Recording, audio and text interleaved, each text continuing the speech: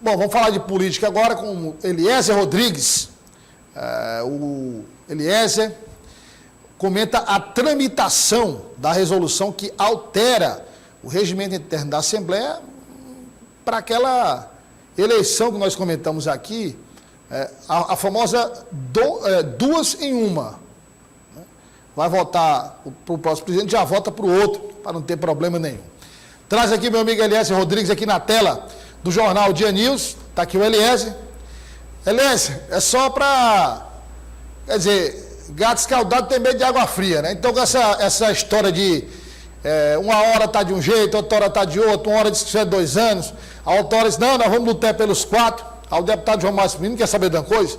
Vamos logo fazer as 2 de uma vez, porque aí não tem como mudar. A eleição foi feita, os 2 presidentes eleitos, vamos aqui fazer uma projeção. Franzé para os 2 primeiros anos, Severo Eulalio para os 2 últimos anos, acabou a polêmica, aliás. Boa tarde, seja bem-vindo. Boa tarde, Douglas Cordeiro, boa tarde aos nossos telespectadores. A intenção é essa, Douglas, apaziguar os ânimos na base governista, evitar que os principais partidos que compõem a base do futuro governador Rafael Fonteles entrem em conflito e criem uma instabilidade maior no poder legislativo estadual. Agora, para não ficar só no acerto verbal, para não ficar só no campo da palavra, é preciso ter algo formal, que tenha um embasamento jurídico, que dê uma segurança no trato que está sendo feito. O acordo atual diz que Franzé Silva fica à frente da Assembleia pelos próximos 2 anos e os 2 últimos anos quem comanda é Severo Eulalio do MDB. Seria uma forma de compartilhar entre os 2 principais partidos da casa e da base o comando do parlamento estadual. Agora, para isso, é preciso fazer uma alteração no regimento da Assembleia, porque é possível até antecipar a eleição no momento. Agora, fazer 2 em um mesmo dia, para escolher os 2 próximos presidentes, é preciso uma alteração por meio de uma resolução. Detalhe, a expectativa é que já fosse votada logo, rapidamente, mas não está tão acelerada assim não, viu, Douglas? Sobre o assunto, nós conversamos com o doutor Francisco Costa, que é o deputado líder do governo na Assembleia. Essa proposta, no momento, encontra-se na Comissão de Constituição e Justiça. Né? Existia uma expectativa de hoje ter uma reunião da comissão, acabou-se que não teve. Né? Como a Assembleia não está de recesso, próxima semana a gente continua os trabalhos. Acredito que essa matéria poderá, se o presidente da Comissão de Constituição e Justiça achar por bem pautá-la ainda esse ano, será pautada, apreciada pelos deputados. Ela requer e gera um pouquinho aqui de divisão da casa, de opiniões, mas eu acho que caminha aqui para poder ter um desfecho mais favorável, de uma forma mais harmônica, que é o que a gente sempre objetiva aqui para as decisões no parlamento. Então, não foi possível essa semana. Próxima semana a Assembleia retoma suas atividades, acredito que será viável para a votação. Se eu estiver errado, você pode me corrigir, porque aqui o especialista é você em política. Mas vamos lá. Ó, quem começou a esticar essa corda foi o MDB.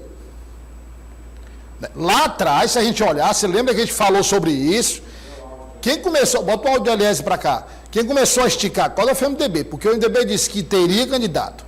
Então, quando o MDB diz eu tenho um candidato, tudo bem, não tem problema. Mas aí o MDB disse, olha, nós vamos ter candidato não só para o primeiro mandato, mas vamos ter por 2 mandatos, não foi isso? Sim. Disse isso. Aí ficou ali aquela história e tal, a briga, o Franzé disse que não retirava a candidatura, ficou um período ali, digamos, de um estudando o outro, buscando os votos da oposição. De repente, o PT aparece depois com o mesmo discurso que o MDB surgiu. Não, agora nós vamos concorrer aos 4 anos, ou seja, os 2 mandatos. Confronto de forças. Exatamente. E aí o MDB disse, não, mas peraí e tal, quer dizer, depois surgiu uma outra questão, que aí foi o motivo da entrada do governador eleito Rafael Fonteles para bater o martelo e dizer, ó, vamos resolver aqui, 2 anos para um, 2 anos para outro, que foi a possibilidade, com o apoio do MDB, do Progressistas, ter o Wilson Brandão na presidência da Assembleia. Exatamente. Quer dizer, quando chegou por aí o governador disse, não, peraí, aí também você tem uma base, está tudo favorável, você ter alguém da oposição. Né? Como é? ter o risco de um presidente opositor ficar. O presidente opositor, aliás, que, por exemplo, o presidente é quem pauta, quem segura lá as matérias, quem coloca em votação, enfim. Aí houve a intervenção, parece que tudo se resolveu, né, aliás? Está tudo já... ninguém quer dizer, ninguém ainda está querendo abrir a boca para dizer que está resolvido, todo mundo está dizendo assim, não, a gente está conversando e tal, mas de fato é que o assunto foi apaziguado. O candidato Severo Eulálio, do MDB, declarou à imprensa que o governador eleito Rafael assegurou a ele os 2 últimos anos no comando da casa. E, de acordo com a legislação atual, o presidente que fica nos 2 últimos anos, em caso de reeleição para o parlamento, ele pode disputar também a reeleição para a presidência da casa. Ou seja, é a oportunidade de Severo e do MDB comandarem a Assembleia por 4 anos consecutivos, e não somente 2. O presidente que ficar os 2 primeiros anos não pode ficar na segunda metade do mandato. De toda forma, eu acredito que o MDB conseguiu se impor na discussão. O MDB que se viu em determinado momento acuado, perdendo o espaço que comanda há tanto tempo, né? Há 9 mandatos de presidente, o deputado Temístocles comanda a casa, são 18 anos à frente da Assembleia, e o MDB já conseguiu se impor aí para continuar tendo alguma influência na Assembleia Legislativa. Se ele não ameaça se juntar com a oposição para fazer um nome, certamente não teria sido ouvido da forma como foi. Agora, é esperar a alteração regimental, saber se vão fazer as 2 eleições, ou pode não acontecer, Douglas. Nesse meio tempo, daqui para a próxima semana, a política é muito dinâmica, a novidade pode surgir, alguém pode pensar que esperar 2 anos para fazer uma nova eleição, isso significa um tempo muito grande, pode acontecer muita coisa, então é melhor esperar o futuro do que fazer a segunda eleição agora. Enfim, muita coisa pode acontecer. Interessante também, nós vamos trazer no quadro Política do Dia, uma fala do deputado Mardi Menezes, que é o líder da oposição na Assembleia Legislativa, e ele fala que se não houver unidade na oposição, ele vai liberar os candidatos, né, cada deputado, na verdade, votar em quem quiser. Para votar em quem quiser. Agora, aliás, você trouxe um raciocínio interessante, eu não tinha pensado nisso. O nosso amigo João Magalhães está aqui também, e há de concordar com isso. João Magalhães é o nosso chefe, né? Nosso editor de política. Só providencia aí, o Elias tá querendo o suco de uva, viu? Elias não bebe, não consome bebida alcoólica, então ele está querendo o suco de uva. Presente da Vanusa Coelho. Pois é, então, veja bem. João, olha o que é política. Rapaz, política é um negócio realmente interessante. Não, vamos entrar aqui com esse projeto para que a eleição ocorra para o primeiro biênio e para o segundo biênio para não ter problema, não é? O PT ocupa os 2 primeiros anos, o MDB os 2 últimos anos, e aí fica por isso mesmo e tal, não há digamos, possibilidade de problema, né? Está resolvido o problema. Mas aí, tem gente que diz o seguinte, como o CLS, rapaz, você garantir já um segundo presidente para daqui a 2 anos, pode ser um risco também, ninguém sabe o que é que vai acontecer. Será que essa base vai estar junto daqui a 2 anos, ou parte dela pode sair? Quer dizer, se der algum problema, não tem o que fazer, o presidente está eleito. Tem eleição municipal. Tem eleição municipal, também. Aquela coisa toda. Então, quer dizer, é uma situação realmente complicada, mas independente disso, que deve prevalecer mesmo é o entendimento de 2 anos um, 2 anos outro. E o outro ponto também que deve ser levado em consideração é exatamente esse, é o da legislação.